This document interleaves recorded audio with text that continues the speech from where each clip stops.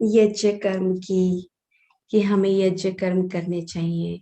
हमारे नियमित कर्म होते हैं, यज्ञ कर्म होते हैं। और जब हम दूसरों के लिए काम करते हैं तो तभी मानव लोक और देवता लोक एक होते हैं। तो अभी उससे आगे बढ़ते हैं। हम प्रसाद की बात कर रहे थे। तो यहाँ पर जो श्लोक है, श्लोक नंबर 13, तीसरे अध्याय का, वो बताते हैं कि यज्ञ से बचे हुए भोजन को खाने वाले सज्जन पुरुष समस्त पापों से मुक्त हो जाते हैं, परंतु जो पापी होते हैं अपने शरीर पोषणार्थ ही अन्न पकाते हैं और वे पाप को खाते हैं। कहने का भाव यहाँ पर ये है कि अब हमें ये बात समझ लेनी है कि अगर हम घर में खाना बनाते हैं तो हम घर में खाना बनाएं तो अपने चारों तरफ जो परिवार के सदस्य हैं उनके लिए खाना बनाना चाहिए। जैसे हम रोटी निकालने की बात करते हैं, बाहर कुत्ता है उसकी खिलाने की बात करते हैं, क्योंकि अब घर में परिवार के सदस्य तो ज्यादा नहीं है, 4 हैं या 6 हैं या 8 हैं, इससे ज्यादा नहीं है।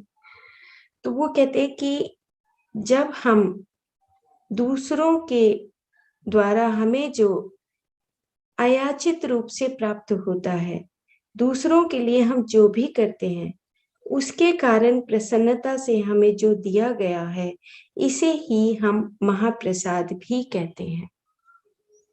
अब कहने का मतलब ये है कि वो ये बताते हैं कि जो हमें बाद में जब सब भोजन कर लें या हम हमारे पास जो धन संपदा है उसका जो प्रयोग है सब करते हो, तब हम महाप्रसाद के भागीदार होते हैं।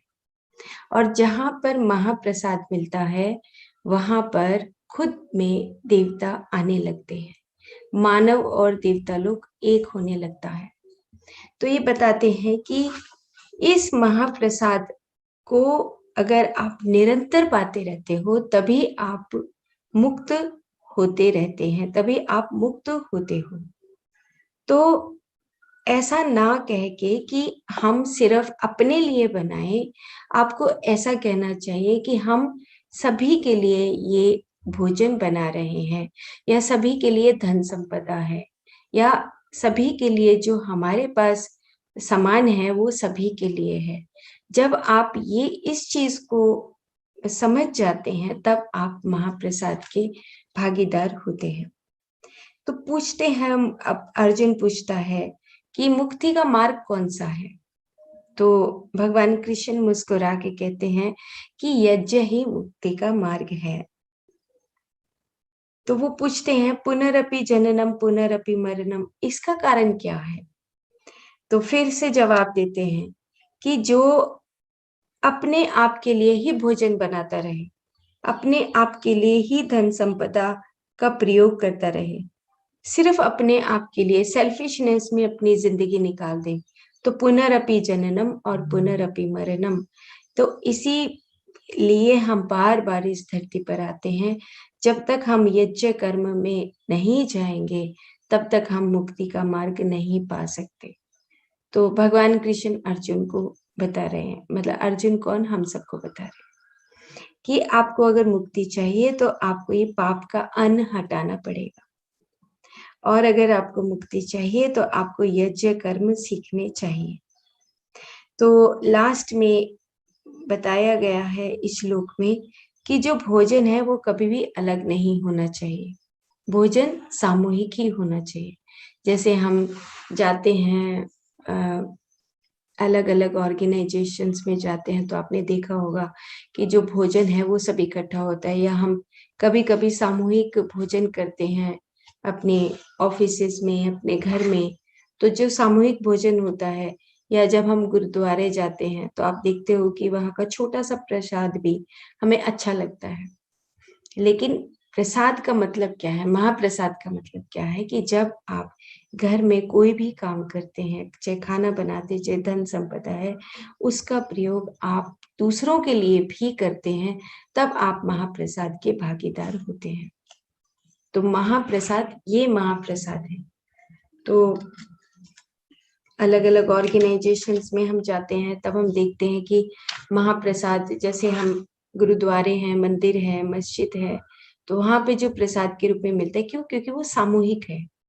तो वो सामूहिक से जो एक खुशी मिलती है, वो ही खुशी घर में भी होनी चाहिए।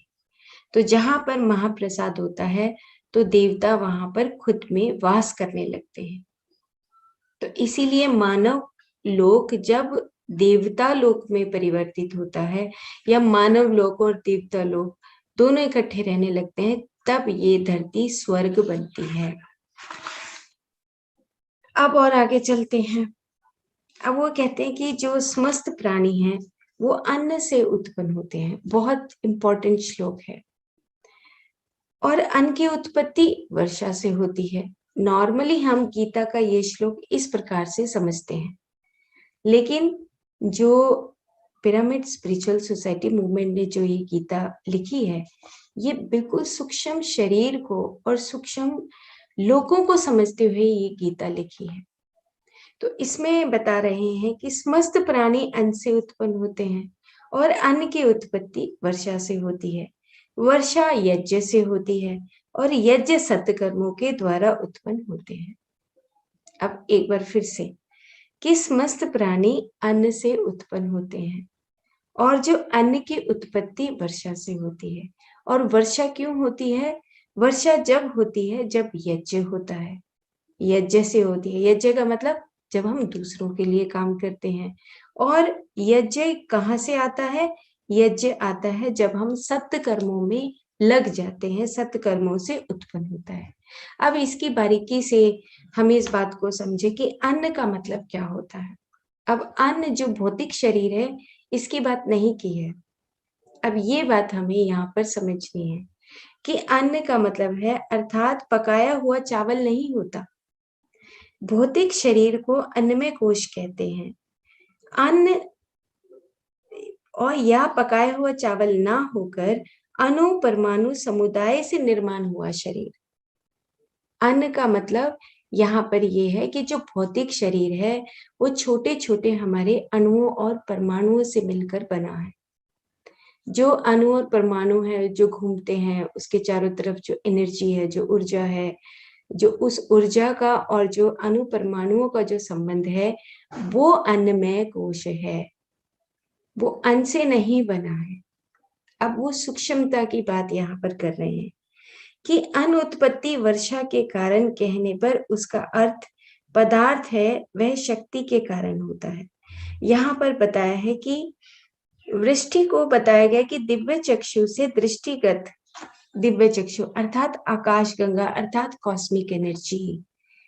कहने का मतलब ये हुआ कि जो हमारा शरीर है वो छोटे छोटे अणु और परमाणुओं से जो मिलकर बना है, वो जो कॉस्मिक एनर्जी की वजह से जो घूमते हैं, जो कॉस्मिक एनर्जी हमारे चारों तरफ है, उस चारों तरफ जो कॉस्मिक एनर्जी है उसके स्वरूप से हमारे शरीर का निर्माण होता है।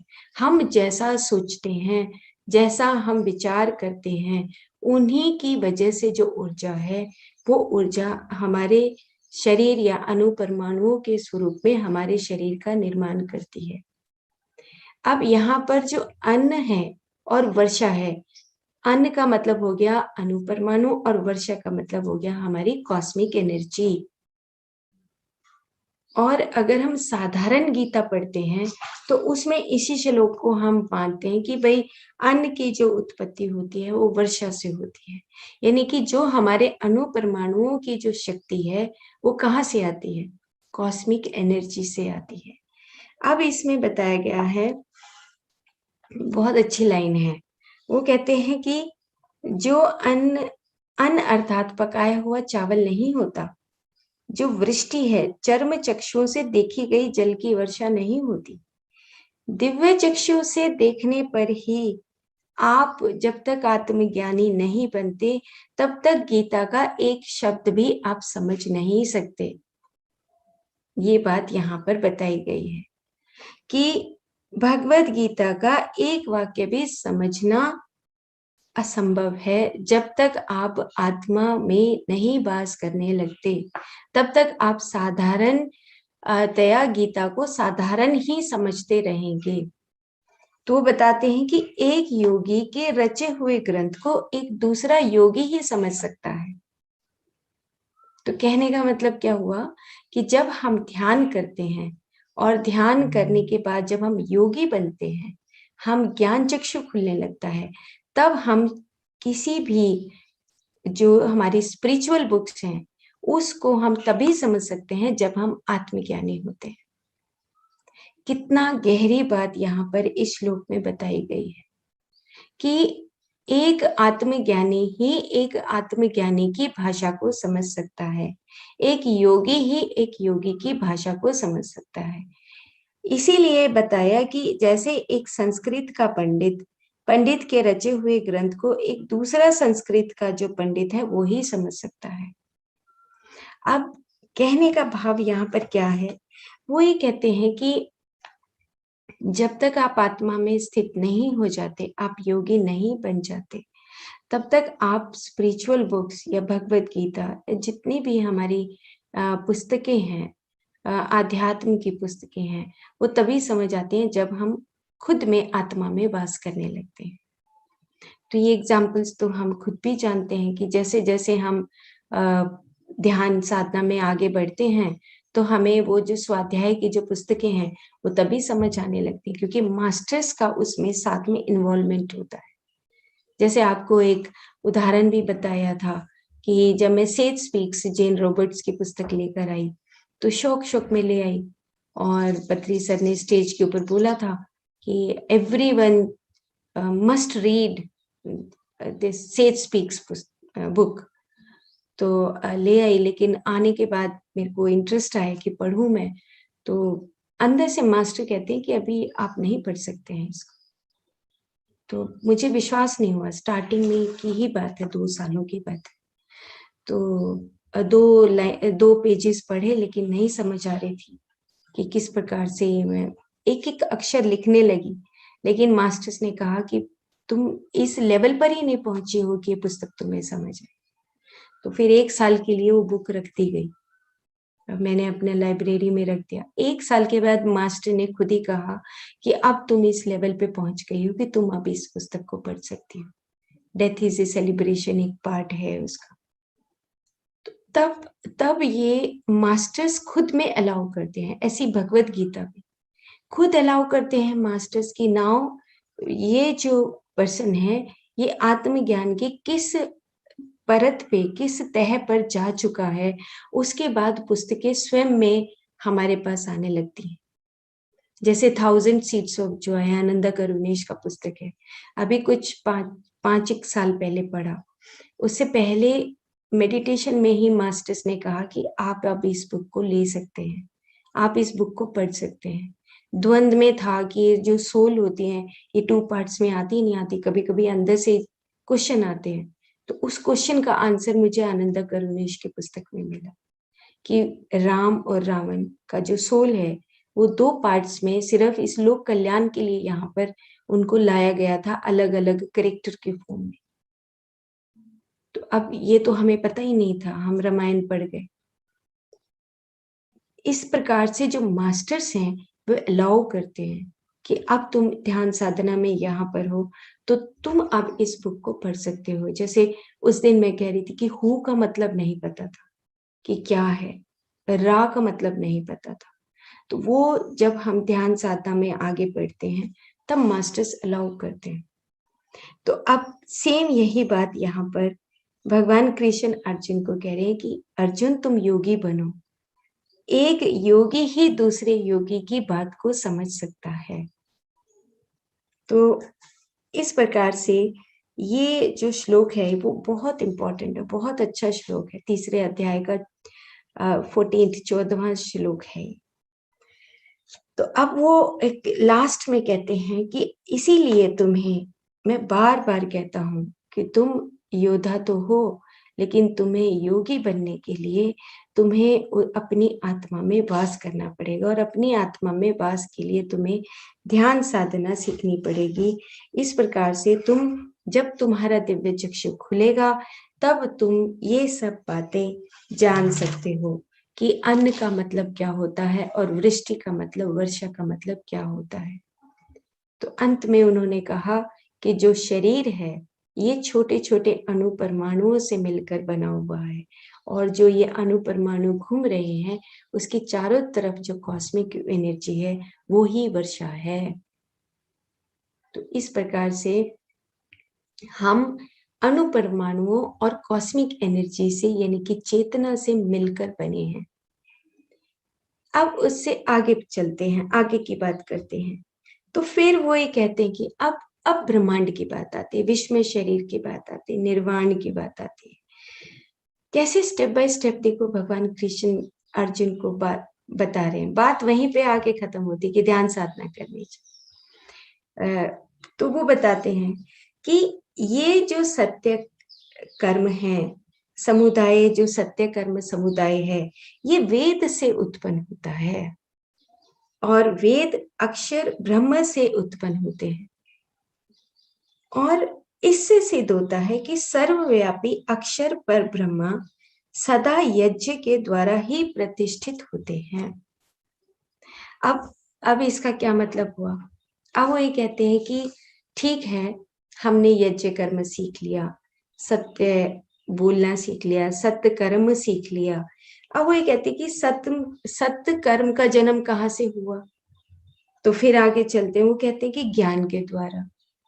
और जो ज्ञान है उसको हम वेदों की भाषा में जब हम बोलते हैं तो ज्ञान ही वेद है, क्योंकि जो हमारे अंदर अनुभवों से जो ज्ञान आता है उसी को वेद बोला गया। वेद लिखे नहीं गए थे, वेद पहले अंदर से महसूस किए गए थे, फिर बोले गए थे, उसके बाद लिखे गए थे। तो अनुभवों के अनुसार जो हम ज्ञान की प्राप्ति करते हैं उसी की परिभाषा वेद है। वो कहते हैं कि पुरातन हिंदू वाङ्मय में वेद कहा गया ज्ञान को। तो कौन सा ज्ञान, कौन सी बुद्धि? पीछे के अध्याय में भी बताया गया कि तुम अर्जुन, ये बुद्धि और ज्ञान और वेद ये एक ही चीज है। कि जो समाज की बुद्धि है, मैं उसकी बात नहीं कर रहा हूँ। बुद्धि मतलब आध्यात्मिक ज्ञान, बुद्धि मतलब आत्मिक ज्ञान, बुद्धि मतलब वेद, बुद्धि मतलब ज्ञान, प्रज्ञा। ये सारे जो शब्द हैं ये हमारी सूक्ष्म जो हमारा दिव्य चक्षु है उससे जो हम अनुभवों से जो ज्ञान प्राप्त करते हैं उसकी बात यहाँ पर हो रही है। लेकिन अगर हम साधारणतया गीता को पढ़ते हैं तो फिर हम बुद्धि को हम दूसरे तरीके से समझते हैं। तो यहाँ पर बुद्धि का मतलब, ज्ञान का मतलब, वेद का मतलब क्या है? कि जो हमें आत्मज्ञान से, जो हमें दिव्य चक्षु से प्राप्त होता है। जैसे पिछले श्लोक में बताया कि जब तक तुम्हारा दिव्य चक्षु नहीं खुलेगा तब तक तुम यज्ञ कर्म और ये ब्रह्मांड के जो तत्व हैं इनको नहीं समझ सकते हो। सेम इसी तरीके से यहाँ पर बताया कि ज्ञान को वेद कहा गया। और वेद का जन्म कहाँ से होता है? अब बात आ गई कि सत्य कर्मों से, सत्कर्म कहाँ से आते हैं? वेद से उत्पन्न होते हैं। यानी कि ज्ञान जब आता है तो हम सत्य कर्म करने लगते हैं। और ज्ञान कहाँ से आता है? ज्ञान आता है, वो ये कहते हैं कि मूल चैतन्य से। वेद का जन्म कहाँ से हुआ? मूल चैतन्य को समझने पर ही उत्पन्न होता है। मूल चैतन्य क्या है? ब्रह्म है। ब्रह्म क्या है? जो सर्वत्र, जो कॉन्शियसनेस है, वो जो चारों तरफ फैली हुई है, उसी को जब हम समझने लगते हैं तब वेद का यानी कि ज्ञान की उत्पत्ति होती है। अब ब्रह्म का मतलब क्या है? यहाँ पर मूल चैतन्य का मतलब क्या है? कि हर एक चीज वो चैतन्य से ही उत्पन्न होती है, यानी कि consciousness is the ground of being. Doctor Amit Goswami का तो एक बहुत इंपॉर्टेंट कोट है जो इतना फेमस है कि the consciousness is the ground of being. Consciousness एक ऐसा हमारे चारों तरफ फैला हुआ है, उसी में हम दृश्य और अदृश्य रूप में समाये हुए हैं। ये चारों तरफ जो कॉन्शियसनेस है, इसी में दृश्य यानी कि हम बन गए, शरीर बन गया, इसी में जो दृश्य है, सोफे हैं, ये सब हमारे कॉन्शियसनेस के भीतर ही समाया हुआ है। इसीलिए कहते हैं कि कॉन्शियस हो जाओ, जागृत हो जाओ, अवेयर हो जाओ। ये कॉन्शियसनेस ही मूल चैतन्य है, ये मूल चैतन्य ही ब्रह्म है। और ब्रह्म क्या है? कि अक्षर, कि कभी ना नाश होने वाला। हम कहते हैं अक्षर ज्ञान आना चाहिए। बच्चे को हम पहले गुरुकुलों में जब शिक्षा देते थे तो कहते थे इसको अक्षर ज्ञान सिखाओ, यानी कि आध्यात्मिक ज्ञान सिखाओ। इसको पहले वो बताओ कि जो कभी ना नष्ट होने वाला ज्ञान है, पहले वो हमें सिखाना चाहिए। तो कभी ना नष्ट होने वाला ज्ञान क्या है? ये पूरा सृष्टि का क्रम है जो कभी नष्ट नहीं होता। अब फिर उसे आगे कि अक्षर अर्थात कभी ना नाश होने वाला अव्यक्त अक्षर ब्रह्मा यज्ञ के द्वारा ही व्यक्त होता है। अब यज्ञ के द्वारा कैसे व्यक्त होगा? कि जो सत्कर्मों में लगेगा, जिसको ये बात समझ आ जाएगी कि हाँ, ये जो चारों तरफ हमारा मूल चैतन्य है, ये अक्षर कभी ना शरण होने वाला जो ये तत्व है, इसी वजह से हमें ज्ञान आने लगता है। रेसिप्रोकल है कि जब हम ये बात समझने लग जाएं कि ये ज्ञान तो, ये वेद, ये जो मूल चैतन्य पर ब्रह्मा है, ये तो कभी नष्ट ही नहीं हो सकता, तो हम कौन है? फिर हमें ये बात अंदर ही अंदर समझ आने लगती है कि हम शरीर नहीं है। तो भगवान कृष्ण अर्जुन को घुमा घुमा कर वहीं पर ले आए कि तुम शरीर नहीं हो, तुम आत्मा हो, तुम्हें आत्मज्ञान प्राप्त करना है। तुम्हें जो भौतिक ज्ञान तुमने ले लिया योद्धा बनने का, और तुम्हारे जो फैमिली मेंबर्स हैं, लेकिन अब तुम्हें आत्मज्ञान की जरूरत है क्योंकि तुम ऐसी जगह पर खड़े हो धर्म का पालन करने के लिए। तो धर्म कहाँ से आया? आत्मज्ञान से धर्म आता है तो थोड़ा सा लिटिल बिट हैवी, लेकिन धीरे धीरे हमें समझ आने लगेगा कि घूम फिर के वहीं पे बात आ जाएगी कि हमें आत्मा में वास करते हुए आत्मज्ञान आएगा, और आत्मज्ञान आएगा तभी हम यज्ञ कर्म कर पाएंगे, तभी हम सत्य कर्म कर पाएंगे, और सत्य कर्म करने से हमें ज्ञान की प्राप्ति होगी। इस मूल चैतन्य जो ब्रह्मांड में पूरा मूल चैतन्य फैला हुआ है, ये बात हमें समझ आएगी। सेम आज के साइंटिस्ट भी, जो स्पिरिचुअल साइंटिस्ट हैं, जो क्वांटम के जो साइंटिस्ट हैं, वो ये बात समझने लगे हैं कि अब ये जो चारों तरफ हमारे जो कॉस्मिक एनर्जी है, हम सोचते हैं कि हमारे इस कमरे में सिंपल एक वायु है, हम ये सोच के भूल जाते हैं कि यही घूमते घूमते घूमते घूमते, क्योंकि मूल चैतन्य कभी रुकता नहीं, कभी ना नष्ट होने वाला अक्षर, और वो घूमते घूमते हमारे चारों तरफ जो ब्रह्मांड में जो मूल चैतन्य जो कॉन्शियसनेस है, उसी की वजह से एक पत्ता, एक चींटी, एक हम सब उसी की वजह से यहाँ पे जीवन यापन करते हैं।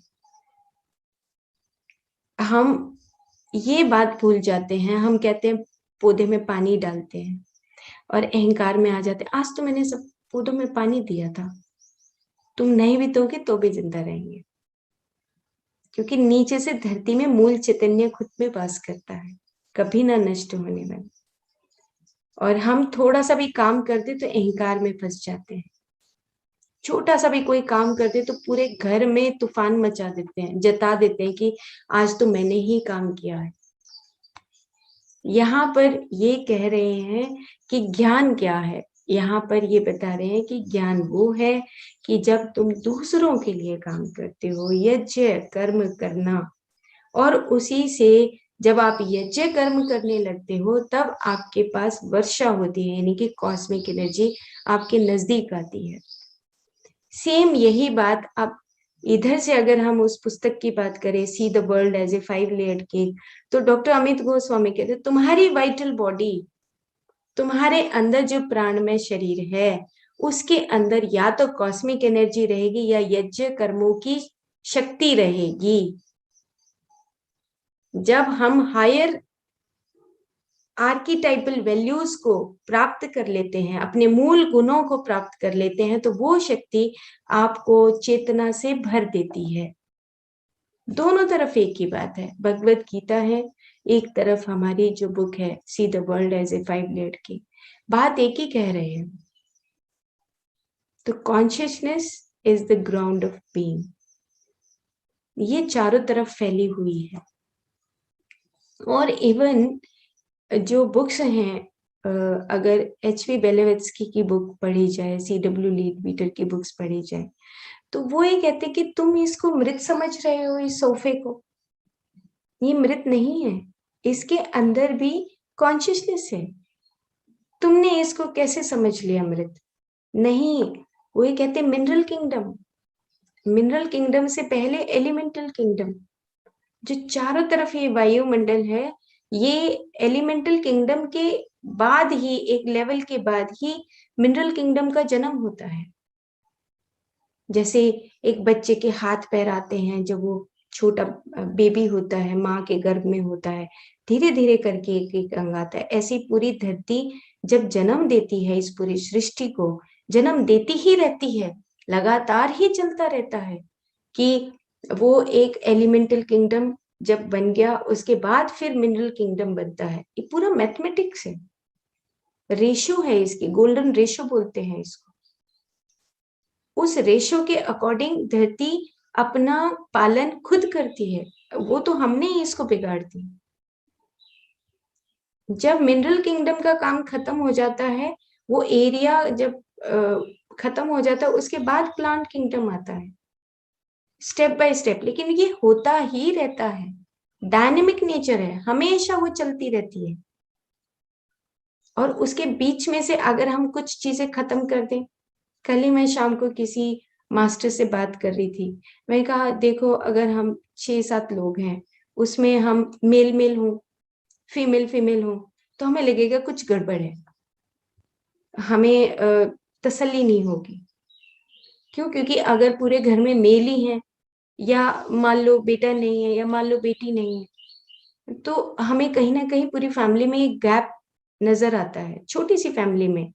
तो इस पूरी सृष्टि में जब हम उसको बर्बादी कर देते हैं, पेड़ काटने शुरू कर दिए, उसकी जगह सड़कें बनानी शुरू कर दी, गाय भैंस सब खत्म कर दिया हमने, चिड़िया खत्म कर दी, ऐसे ऐसे प्लांट्स जिनसे हमें संजीवनी बूटी की तरह मेदा, महामेदा, काकोली, शीर काकोली जो हमें मिलते थे, जहाँ पे शुद्ध भूमि थी वहीं पे तो लगते थे वो। लेकिन अब ना शुद्ध भूमि है तो वो भी नहीं है, हमने उस लेयर को ही खत्म कर दिया। और फिर हम चाहते हैं कि हम च्यवन ऋषि की तरह च्यवनप्राश बनाते, च्यवन ऋषि की तरह 100 साल जिए, नहीं जी सकते, इम्पॉसिबल, क्योंकि हमने धरती को ही नष्ट कर दिया है। इसीलिए हमें यज्ञ कर्मों को समझना है, अपनी जो वैल्यूज हैं, आर्केटाइपल वैल्यूज को हमें समझते जाना है।